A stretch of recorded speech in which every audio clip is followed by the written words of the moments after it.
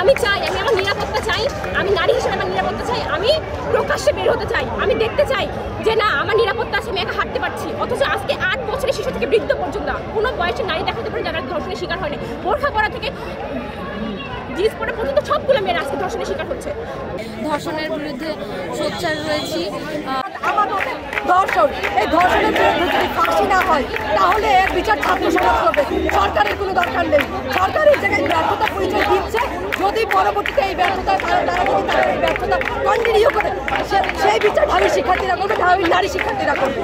কেন একটা আমি নারী, আমি একটা জীব, আমি বের হবো, আমি মানুষ, আমাদের মানুষ হিসেবে দেখতেছে না, দেখতেছে আমাদের নলেজ করার বিষয়তে। আজকে এখন যতগুলো মেয়ে আছে, আপনি একজনকে জিজ্ঞেস করবেন যে জীবনে একটা নলেজের শিকার হয়, প্রত্যেকটা নারী প্রত্যেকটা আমরা নানাভাবে নলেজের শিকার হচ্ছে, হ্যারাসমেন্টের শিকার হচ্ছে।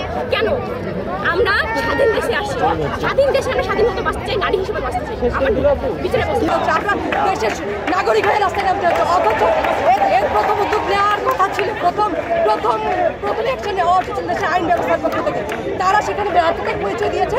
সেই জন্য আমরা যেমন জুলাইয়েও রাস্তায় নেমেছিলাম, ঠিক তেমনি যতক্ষণ পর্যন্ত ধর্ষণের দৃষ্টান্তমূলক শাস্তি কার্যকর না করা হবে ততক্ষণ পর্যন্ত আমরা রাজপথে থাকবো।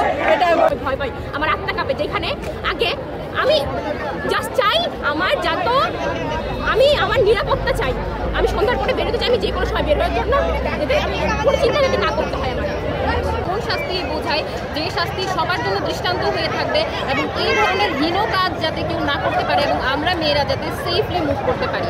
আমাদের দেশের 51% মানুষজন হচ্ছে আমরা মেয়েরা, কিন্তু আমরা সেফলি মুভ করতে পারতেছি না। This is a matter of big shame for our country.